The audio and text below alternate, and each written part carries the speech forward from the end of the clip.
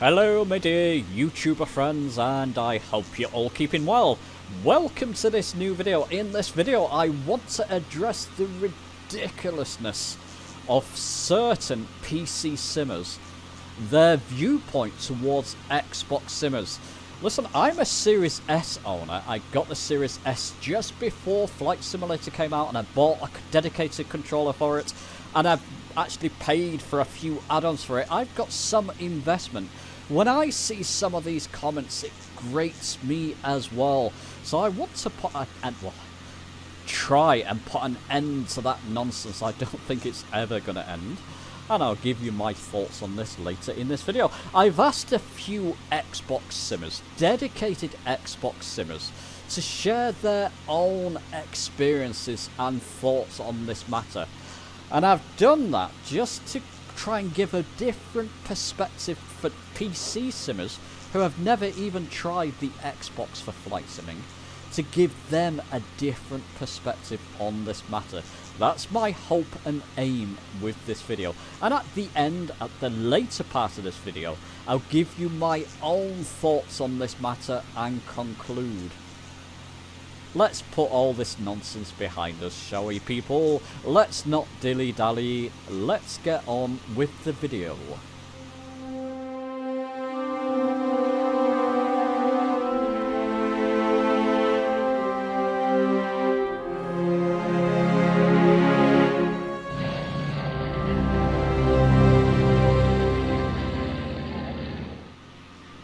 Okay, so to start, like I said, I've asked a couple of dedicated Xbox simmers for their comments and thoughts.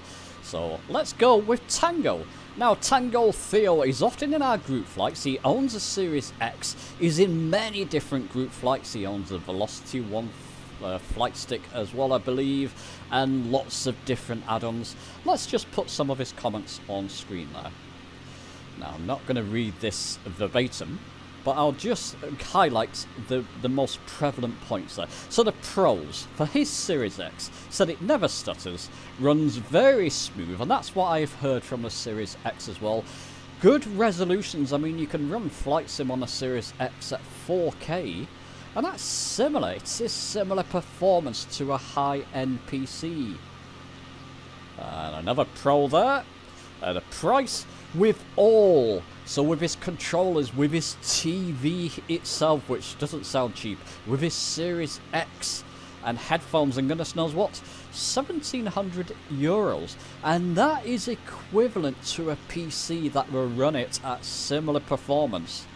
That's equivalent to just buying the PC alone. And of course, if you're going to buy a PC for Flight Sim, you want a good monitor and controllers. You're going to be spending quite a bit more if you don't own.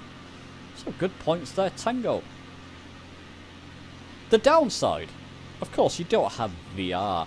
And Tango's, it has mentioned, is quite envious when people mention VR. At the moment, you can't do VR on the Xbox. Hopefully that will come at some point. And no freebies. You can buy lots of free different things. And I'll add to that, you know, I've got different peripherals like the Logitech multi-panel, radio panel, head tracking as well, that type of thing. You can't do that on Xbox at the moment. Tango did mention there about a friend buying a PC for VR.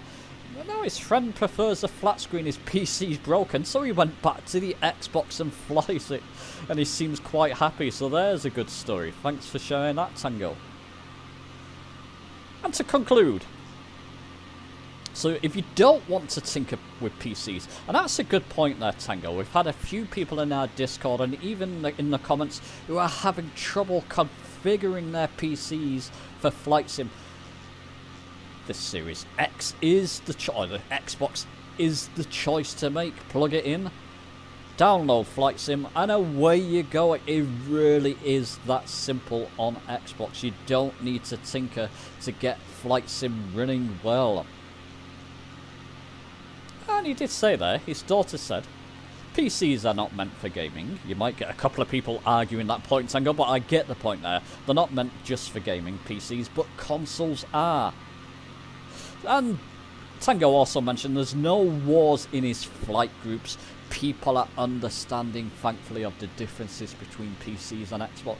And if you look at Tango in our group flights, he's often flying inverted, doing all kinds of tricks on his Series X. You know what? If you don't want to go through all that fuss of buying a PC and you want decent performance, seems the Series X is the way to go. Thank you very much for sharing, Tango. Okay, let's share another Xboxer's thoughts on the matter. So this is Suzie. She's our flight coordinator, or group flight coordinator in our Discord link down below. Now Suzie's on a Series S, so a different Xbox platform. So she says she started with cloud gaming. I'm not going to read it word for word again, but I'll just highlight the prominent points. Started with cloud gaming, and then promoted basically to a Series S later on. And more recently, she actually bought the Velocity 1 flight yoke. I'll link a video of that down below in the description. It's quite a good video for you to go and watch. She's having so much fun flying with friends, and that's the important thing, isn't it? And a good pro there she mentioned is that the Xbox, particularly the Xbox Series S, which I find as well, it's easy to store away. In fact, I'll expand further on that if you don't mind, Suzie. It takes up so much little space. I've got it down beside my PC at the moment. I rarely notice it's there. It takes up so little space. For those with limited space, and maybe you're relegated to a small space in your living room or something of that sort, it's just easy to set up and easy to store away. Fantastic, Suzie. Yep, good points. Now the cons, particularly with the Series S, and I found this myself, with complex glass cockpit aircraft, you will often get black screens, and Suzie's there saying that she's often relegated to flying chase view, and it makes the whole flight, especially if you're on a group flight, very complicated and scary at times, I can well imagine. But hopefully, like you mentioned, Suzie, hopefully this will be fixed with Sim Update 15. She also mentioned there when Flight Sim 2024 comes out, she wants XP for flying, so getting achievements for flying and doing different procedures, and a career mode again. So great comments. And just to conclude from Suzie, she's not disappointed. Not ready to upgrade to a PC, and this may go for a lot of Xbox users. Not ready, and it can be costly upgrading to PC. Not ready to upgrade to PC, as modding etc. is not a priority for her at the moment, and it may not be for other people either. When she's bored, she'll simply stop flying and then return when appropriate. Great comments, and it just shows you a different perspective from the lower end Xbox, from the Series S. Thanks very much, Suzie. Okay, conclusion and my own thoughts. Perhaps I should bring in now the PC side of things, so PC simmers, what they seem to be upset about at the moment. If you look at the whole Sim Update 15 delay debacle, I'll link a video or two of that down below in the description. It's been delayed a couple of times, a few times at least it seems at the moment. Seems to be with the latest delay that there's issues on the Xbox side, you know, stuttering, WASM memory issues, that type of thing, and they want to fix that. My suspicion is it's tied in with PC simming as well. If it was released, we'd be having issues on the PC side with Sim Update 15. They've not mentioned it in the notes, but my suspicion is that there's a general issues, and they've just highlighted the main ones, which seems to be on the Xbox side. I did see a comment, I'll try and put it on screen, and it's a good suggestion. Why not divide the different updates, where they would push out an update for PC, and when Xbox is ready to go, they can push that out. Unless it's all ready to go, then they can just push the Sim update out in one hit. But why not push the PC and Xbox updates out separately? That's a good suggestion. I don't know how complex that would be for a solo. Maybe something like that will happen with Flight Sim 2024. Let's wait and see. it's a good suggestion regardless. Just thought I'll share that one. I personally believe Xbox simming is Flight Sim on the Xbox, Microsoft Flight Sim on the Xbox is a good thing. It's made Flight Sim that much more popular. I believe it's doubled the amounts of simmers overall. Now, someone else did bring up a point that, you know, Xbox simmers may try Flight Sim for a day or two, or even an hour, and then go away. But there's a lot of dedicated Xbox simmers. In our Discord alone, it seems to be almost like 50-50. So 50% of the regular people in our Discord are flying on Xbox, around that. It's great for the sim as well. It's made it more popular. It means that there's going to be a lot more add-ons. People, you know, companies are going to jump on board with that. They can see it's popular on both platforms. Generally, I think it's good for the sim. I've invested in a Series S myself, like I've mentioned. I use Game Pass with that, so I've possibly paid over £100 for Game Pass when I've been flying on the Series X. I bought add-ons. You know, I'm probably £500 to £600 or more, and that's not a lot compared to some people, invested on my Series S. I'm amazed it runs on the Series S the way it does run. With hopefully the black screen issues fixed with Sim Update 15 rather.